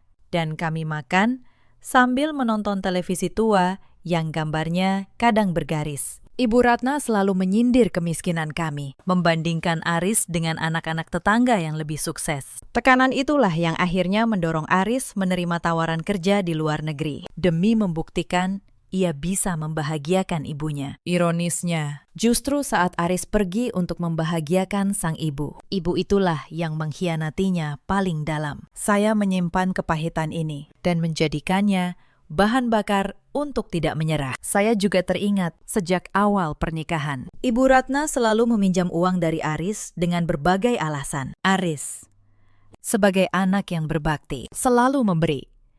saya yang memegang pembukuan rumah tangga, diam-diam mencatat semuanya. Total pinjaman Ibu Ratna selama 3 tahun mencapai 80 juta Dan tidak pernah dikembalikan 1 rupiah pun. Saya tidak pernah protes demi menjaga perasaan suami. Tapi catatan itu masih tersimpan rapi. Saya tidak tahu saat itu bahwa kebiasaan mencatat inilah yang kelak menjadi pondasi seluruh bukti. suatu hari, di tengah masa penyamaran saya memberanikan diri menghubungi salah satu nama dalam buku catatan Ibu Ratna. Seorang perempuan bernama Sinta, yang di sebelah namanya tertulis kabur. Saya butuh tahu apakah ada korban yang berhasil lolos dan bisa bersaksi. Dengan bantuan Bima melacak nomornya. Saya menelpon Sinta diam-diam. Awalnya ia ketakutan, mengira saya bagian dari jaringan itu. Tapi saat saya ceritakan apa yang terjadi pada saya, suaranya pecah menjadi tangis. Saya kira saya satu-satunya yang ditipu seperti itu, katanya. Sinta menceritakan, ia dijebak dengan modus persis sama 2 tahun lalu oleh seorang perempuan yang menawarinya pekerjaan untuk melunasi hutang keluarga. Ia berhasil kabur di malam terakhir, tapi sejak itu hidup dalam ketakutan. Tidak berani melapor karena tidak punya bukti. Kalau kamu punya bukti, kata Sinta dengan suara bergetar, tolong hancurkan mereka demi saya, demi kami semua. Kalimat itu menempel di hati saya. Sinta bersedia menjadi saksi. 1 mata rantai bukti lagi terkunci. Tapi keberanian saya hampir membuat saya celaka. Suatu malam, seseorang menelpon ke ponsel rumah. Suara lelaki berat mengancam. Kami tahu menantu Ibu Ratna sudah mulai banyak tanya. Bilang ke dia, sebaiknya dia nurut saja. Kalau tidak, suaminya di luar negeri bisa kena masalah. Tubuh saya dingin. Mereka tahu saya mulai bergerak. Mereka mengancam Aris. Saya hampir mengurungkan semuanya saat itu juga. Tapi Bima menenangkan saya. Itu gertakan kosong, mawar. Mereka tidak bisa menyentuh Aris di luar sana. Mereka panik karena merasa terancam. Justru ini tanda kita semakin dekat. Bertahan sedikit lagi. Saya menarik napas dalam-dalam. Demi Aris, demi Sinta, demi semua wajah di amplop itu, saya tidak akan mundur. Ada 1 malam lagi yang tak akan saya lupakan. Ibu Ratna, dalam keadaan setengah mabuk arak yang ia minum diam-diam, mulai bercerita banyak. Ia merasa di atas angin. Merasa saya sudah jadi miliknya sepenuhnya. Ia bercerita bagaimana ia memulai bisnis ini, bagaimana ia menemukan Pak Herman, berapa banyak perempuan yang sudah ia tangani. Saya duduk di sampingnya, pura-pura mendengarkan dengan iba, sambil perekam di saku celemek saya, merekam setiap pengakuan keji itu. Malam itu, Ibu Ratna sendiri yang menyerahkan tali untuk menggantung dirinya. Saat ia akhirnya tertidur di sofa, saya berdiri memandanginya. Dan untuk sesaat merasa kasihan. Lalu saya ingat wajah-wajah perempuan di amplop itu dan rasa kasihan saya menguap. Keadilan harus ditegakkan. Ada 1 insiden yang nyaris menggagalkan segalanya. Suatu sore, Pak Herman datang tanpa pemberitahuan. Ibu Ratna sedang pergi arisan dan saya sendirian di rumah. Saat saya membuka pintu dan melihat wajahnya, jantung saya nyaris berhenti. Ia masuk tanpa permisi. Matanya menjelajahi tubuh saya dengan tatapan yang membuat kulit saya merinding. Bu Ratna tidak ada, tanyanya. Sayang sekali, padahal saya mau membahas jadwal. Ia duduk di sofa. Terlalu nyaman. Terlalu lama. Saya berdiri di ambang dapur. Tangan saya diam-diam menggenggam ponsel. Ibu jari saya siap menekan nomor Bima. Pak Herman bercerita panjang lebar, setengah mengancam, setengah menggoda. Kamu beruntung. Tahu, banyak perempuan di luar sana yang menyesal menolak tawaran begini. Hidup mereka jadi susah. Kamu pintar kalau nurut. Setiap kata yang ia ucapkan terekam oleh ponsel di tangan saya. Tapi saya juga tahu, saya berada di ujung tanduk. Kalau ia berbuat sesuatu, tidak ada yang bisa menolong saya tepat waktu. Saya bertahan dengan tenang, menjawab seperlunya. Sampai akhirnya, ia bangkit dan pergi. Begitu pintu tertutup, saya merosot ke lantai, gemetar hebat. Tapi di tangan saya ada satu bukti lagi. Pengakuan Pak Herman sendiri tentang perempuan-perempuan lain. Malam itu Bima datang menemui saya. Wajahnya keras menahan amarah saat mendengar apa yang terjadi. Ini terlalu berbahaya, Mawar. Saya tidak akan memaafkan diri saya kalau sesuatu terjadi padamu. Mulai sekarang, kalau dia datang lagi tanpa Ibu Ratna, kamu langsung keluar lewat pintu belakang dan telepon saya. Tidak ada bukti yang sepadan dengan keselamatanmu. Saya melihat kekhawatiran yang tulus di matanya. Dan untuk pertama kalinya, saya sadar, Bima bukan sekadar penyidik yang memanfaatkan saya. Ia benar-benar peduli. Saya bertahan karena saya tahu kita hampir sampai, kata saya. Tinggal sedikit lagi, Bima.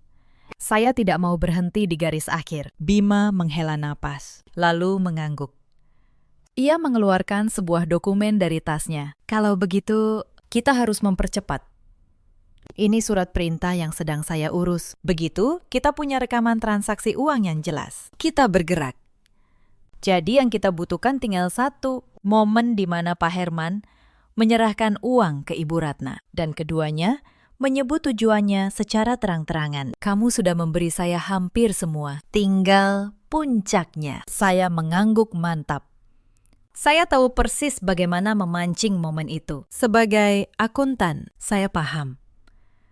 Transaksi selalu meninggalkan jejak, dan jejak itulah yang akan menjeblokkan mereka. Saya juga belajar betapa pentingnya menjaga ketenangan dalam permainan ini. Beberapa kali, amarah hampir membuat saya ceroboh. Saat mendengar Ibu Ratna menyebut saya barang yang gampang dijual, saya hampir membanting piring di depannya. Saat melihat Wulan tertawa-tawa membayangkan uang dari penjualan kehormatan saya hampir meledak. Tapi setiap kali, saya menahan diri. Saya ingat kata Bima, kemarahan yang meledak hanya akan menghancurkan rencana. Kemarahan yang dingin dan sabar, itulah yang akan menghancurkan mereka. Jadi, saya menyimpan semua amarah itu, mengubahnya menjadi ketelitian. Setiap malam, saya mencatat perkembangan, menyusun bukti, memetakan siapa berkata apa dan kapan. Pembukuan kejahatan mereka semakin tebal, semakin rapi, semakin tak terbantahkan. Insiden ke-8, tekanan meningkat.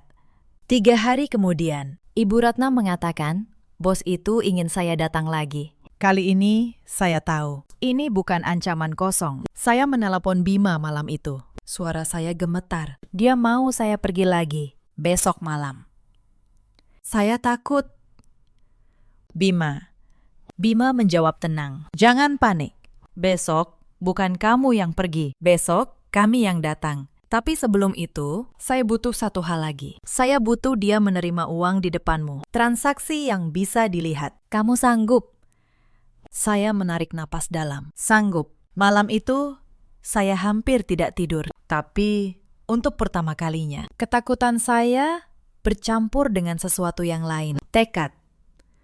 Insiden ke-9. Bukti terakhir jatuh ke tangan saya. Keesokan sorenya, Pak Herman benar-benar datang ke rumah. Lelaki gemuk berkalung emas. Senyumnya membuat perut saya mual. Ia menyerahkan amplop tebal pada Ibu Ratna di ruang tamu. Persis di depan vas bunga tempat perekam tersembunyi. Setengah dulu, Bu Ratna, katanya. Sisanya setelah barangnya saya bawa. Kata barang itu menusuk telinga saya. Mereka bicara tentang saya seolah saya benda. Ibu Ratna menghitung uang itu dengan senyum lebar, lalu menyimpannya di tas. Beres. Pak Herman, menantu saya sudah saya siapkan. Dia penurut. Perekam kecil di balik vas merekam segalanya. Uang, kalimat, nama, niat. Inilah hitam di atas putih yang Bima butuhkan. Insiden ke-10. Malam sebelum semuanya pecah. Setelah Pak Herman pergi, Ibu Ratna memanggil saya. Wajahnya berseri, penuh kemenangan. Mawar, besok malam kamu siap-siap. Pak Herman jemput jam 8. Sekali ini lagi, ya. Setelah ini, Ibu janji. Hidup kita tenang. Saya menunduk. Pura-pura pasrah. Iya, Bu. Tapi di kamar, saya mengirim satu pesan singkat pada Bima. Semua bukti lengkap. Dia menerima uang di depan saya. Besok jam 8. Balasan Bima datang dalam hitungan detik. Bagus. Besok. Kamu tidak kemana-mana. Besok. Giliran dia yang dijemput. Tidur yang nyenyak. Mawar. Ini malam terakhirmu sebagai korban. Saya memandang langit-langit kamar dalam gelap. Besok, semua akan berubah. Tapi malam itu, Ibu Ratna tidur pulas. Tak tahu apa yang sudah menunggunya di pagi hari. Pagi itu datang dengan tenang yang menipu. Ibu Ratna bangun dengan suasana hati yang baik. Bahkan menyenandungkan lagu lama sambil menyeduh teh. Ia memuji masakan saya, mengelus rambut saya, berkata bahwa saya menantu yang ia banggakan. Saya melayaninya seperti biasa. Tangan saya stabil, wajah saya tenang. Di dalam, jantung saya berdebar menghitung waktu. Menjelang sore, Wulan datang lagi, ikut menunggu hasil malam ini. Ibu Ratna dan Wulan duduk di ruang tamu, mengobrol tentang rencana memakai uang itu. Wulan ingin tas baru. Ibu Ratna ingin memperbarui keanggotaan arisan elitnya. Mereka tertawa-tawa, membagi-bagi uang yang belum mereka pegang, di atas kehormatan yang mereka kira sudah mereka injak. Pukul 8 kurang 15 menit. Terdengar suara mobil berhenti di depan rumah. Ibu Ratna berdiri, merapikan bajunya, tersenyum pada saya. Itu Pak Herman, kamu siap? Mawar. Saya berdiri perlahan. Untuk pertama kalinya dalam berminggu-minggu, saya menatap matanya langsung. Tanpa takut. Saya sudah siap, Bu. Sangat siap. Pintu diketuk. Ibu Ratna membukanya dengan senyum lebar, siap menyambut Pak Herman. Tapi yang berdiri di sana bukan Pak Herman. Yang berdiri di sana adalah Bima, dengan tanda pengenal resmi tergantung di dada. Dan di belakangnya, beberapa petugas berseragam. Di kejauhan, Pak Herman sudah berada di dalam mobil petugas yang lain. Tangannya diborgol. Senyum Ibu Ratna membeku. Siapa kalian?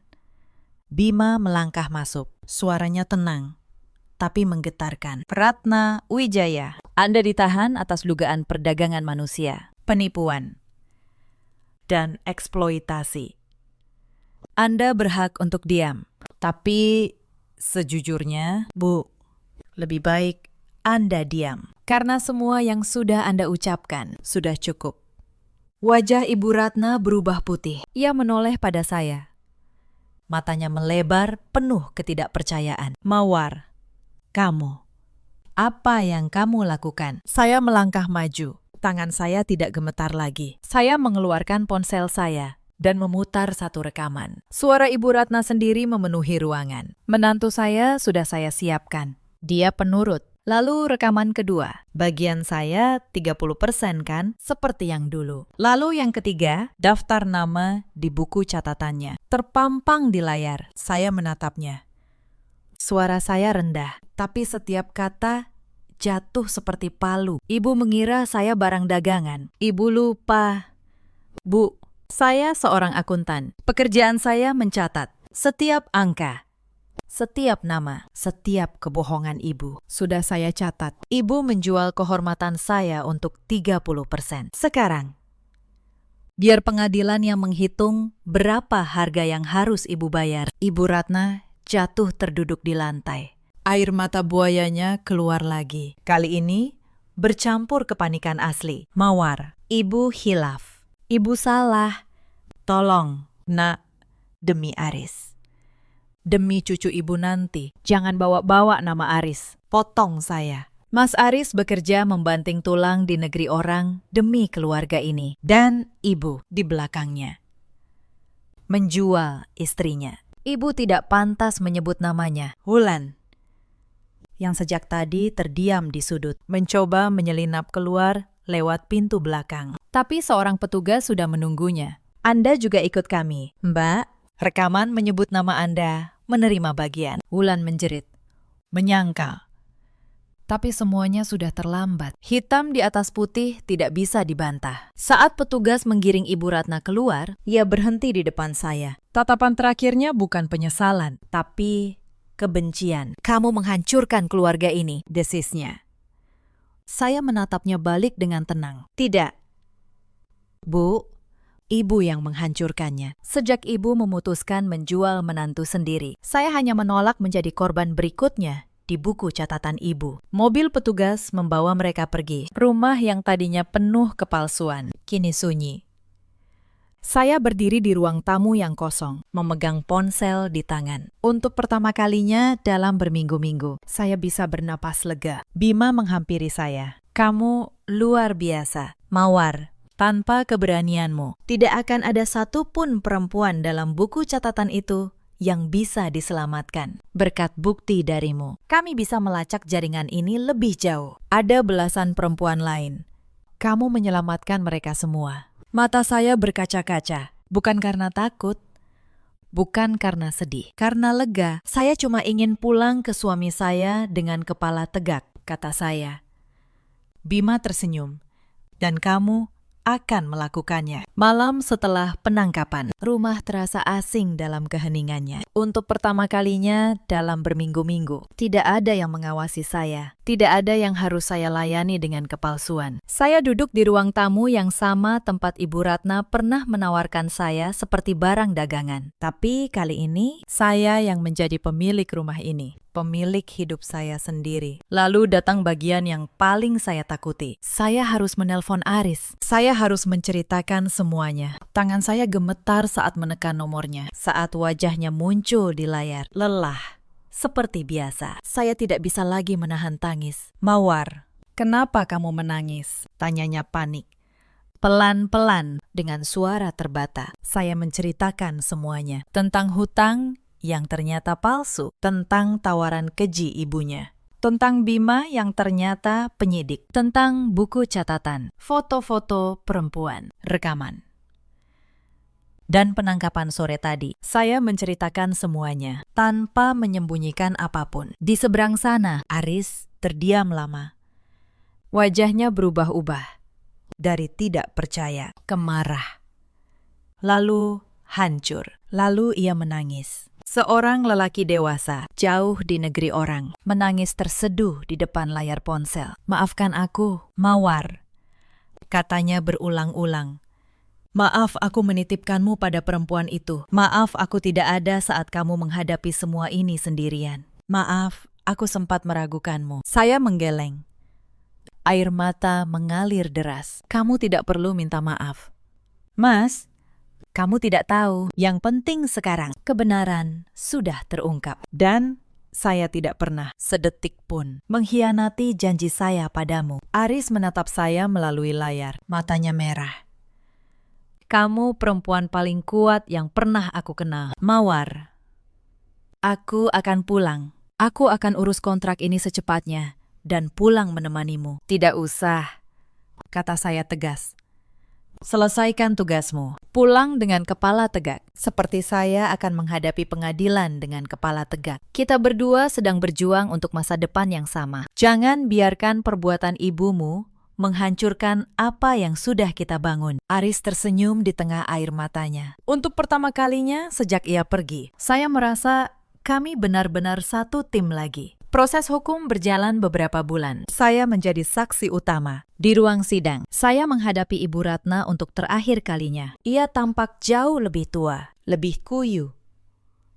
Kehilangan semua kemewahan yang dulu ia banggakan. Pengacaranya mencoba memutarbalikkan fakta. Menuduh saya mengarang cerita demi merebut warisan. Tapi bukti tidak bisa dibantah. Rekaman demi rekaman diputar. Buku catatan ditunjukkan. Foto-foto korban dihadirkan. Dan yang paling memberatkan, Sinta hadir sebagai saksi, menceritakan modus yang persis sama 2 tahun lalu. Satu persatu, kebohongan Ibu Ratna runtuh di ruang sidang itu. Pengacaranya sempat berdalih bahwa rekaman saya diperoleh secara tidak sah. Tapi jaksa membantah dengan tenang bahwa rekaman seorang korban atas kejahatan yang menimpa dirinya sendiri adalah bukti yang sah. Hakim setuju. Saya duduk di kursi saksi, Menjawab setiap pertanyaan dengan rinci, persis seperti seorang akuntan menjelaskan laporan keuangan. tanggal, jam, jumlah uang, nama. Semuanya saya sampaikan tanpa ragu. Ketelitian yang dulu hanya saya pakai untuk membukukan toko-toko kecil, kini saya pakai untuk membongkar sebuah jaringan kejahatan. Yang paling mengharukan adalah saat Sinta memberikan kesaksiannya. Suaranya bergetar, tapi ia bertahan. Ia menatap kedua terdakwa, Lalu berkata, selama 2 tahun saya hidup dalam ketakutan. mengira tidak ada yang akan percaya pada saya. Hari ini, berkat keberanian seorang perempuan lain, saya akhirnya bisa berdiri di sini. Seluruh ruang sidang hening. Saya dan Sinta bertukar pandang.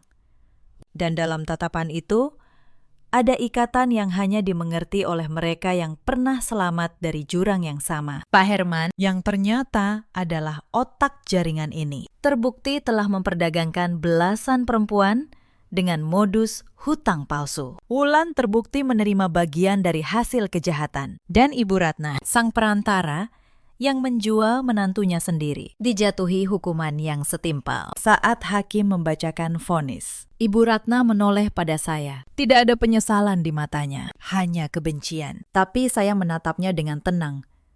Saya tidak membenci lagi. Saya hanya merasa lega bahwa keadilan akhirnya datang. Dan tidak ada lagi perempuan yang akan masuk ke dalam buku catatan itu. Berkat bukti yang saya kumpulkan, kepolisian berhasil membongkar seluruh jaringan. Belasan perempuan diselamatkan sebelum mereka menjadi korban. Beberapa korban lama yang selama ini hidup dalam ketakutan, akhirnya berani melapor. Sinta, yang dulu kabur dalam ketakutan, kini menjadi sukarelawan yang membantu korban-korban lain pulih. Setiap kali ia mengucapkan terima kasih pada saya selalu berkata, kita menyelamatkan satu sama lain. Aris pulang 6 bulan kemudian, menyelesaikan kontraknya dengan baik. Di bandara yang sama, tempat saya pernah melepasnya dengan air mata. Kini saya menyambutnya dengan senyum. Ia memeluk saya erat, lama sekali. Maaf, aku terlambat, bisiknya. Saya menggeleng. Kamu pulang. Itu yang penting. Kami memulai hidup baru. Kami pindah dari rumah lama yang penuh kenangan pahit, menyewa rumah kecil sederhana di pinggir kota. Tidak mewah, tapi penuh ketenangan. Saya kembali bekerja sebagai akuntan. Kali ini dengan beberapa klien baru yang datang setelah cerita keberanian saya tersebar dari mulut ke mulut. Beberapa perempuan korban jaringan itu bahkan menghubungi saya, bukan untuk urusan pembukuan, tapi untuk berterima kasih atau sekedar bercerita bahwa mereka kini berani memulai hidup baru. Saya tidak pernah menyangka pekerjaan kecil mencatat angka bisa membawa saya pada sesuatu yang jauh lebih besar, menyelamatkan nyawa dan kehormatan banyak orang. Bima sesekali masih menghubungi, mengabari perkembangan kasus, atau sekedar menanyakan kabar. Ia menjadi sahabat yang menghormati saya dan Aris. Suatu kali ia berkata, "Mawar, dalam karir saya jarang bertemu saksi seberani dan setelitimu. Kamu mengubah kasus ini." Saya hanya tersenyum, karena saya tahu keberanian itu bukan datang dari kekuatan luar biasa, tapi dari satu keputusan sederhana, menolak menjadi korban yang diam. Malam pertama di rumah baru, saya memasak ikan goreng, sayur asem, dan sambal terasi, makanan kesukaan Aris. Kami makan berdua di meja kecil, ditemani suara jangkrik dari luar jendela. Untuk pertama kalinya dalam sangat lama, saya merasa benar-benar di rumah. Aris menggenggam tangan saya di atas meja. Terima kasih. Mawar, kamu tidak hanya menyelamatkan dirimu sendiri, kamu menyelamatkan banyak orang. Dan kamu menjaga janjimu padaku. Bahkan saat itu berarti mempertaruhkan nyawamu. Saya tersenyum. Saya cuma melakukan apa yang saya tahu, mencatat kebenaran, dan menolak menjadi korban. Cerita ini mengajarkan kita banyak hal, bahwa kejahatan paling keji kadang datang dari orang yang seharusnya paling melindungi kita. Bahwa darah daging tidak selalu berarti kasih sayang. Tapi cerita ini juga mengajarkan bahwa keberanian seorang perempuan dipadu dengan ketelitian dan tekad bisa meruntuhkan kebusukan yang paling gelap sekalipun. Jangan pernah diam saat kalian dijadikan korban. Dan jangan pernah meremehkan kekuatan seorang perempuan yang sudah memutuskan untuk melawan. Di luar sana, ada banyak perempuan yang seperti saya dulu, terjebak dalam rumah tangga, ditekan oleh orang yang seharusnya mereka percaya, diancam dengan nama keluarga dan cinta. Kalian tidak sendirian. Kebenaran selalu meninggalkan jejak, Dan keberanian. selalu menemukan jalan. Di luar sana, ada juga para suami seperti Aris yang berjuang jauh dari rumah, menitipkan kepercayaan pada orang yang salah. Percayalah pada pasangan kalian, dengarkan mereka, bahkan saat kebenaran terasa pahit. Dan di luar sana, ada pula para ibu mertua yang membiarkan gengsi dan keserakahan menelan hati nurani mereka, sampai mereka tega mengorbankan darah daging sendiri. Semoga cerita ini menjadi peringatan bahwa setiap perbuatan, cepat atau lambat, akan menemui pertanggungjawabannya. Ibu Ratna dan Pak Herman kini menjalani hukuman mereka. Wulan kehilangan segalanya yang ia kejar, sementara saya dan Aris di rumah kecil kami memulai lembaran baru dengan kepercayaan yang justru menjadi lebih kuat setelah melewati ujian terberat dalam hidup. Kita selalu punya pilihan, menjadi korban yang diam atau menjadi pejuang yang melawan. Saya memilih melawan dan saya tidak pernah menyesalinya. Karena pada akhirnya, kehormatan bukanlah sesuatu yang bisa dijual dan keadilan selalu menemukan jalannya bagi mereka yang berani memperjuangkannya. Bagaimana dengan kalian? Pernahkah kalian menghadapi pengkhianatan dari orang terdekat? Ceritakan kisah kalian di kolom komentar. Terima kasih sudah menemani sampai akhir.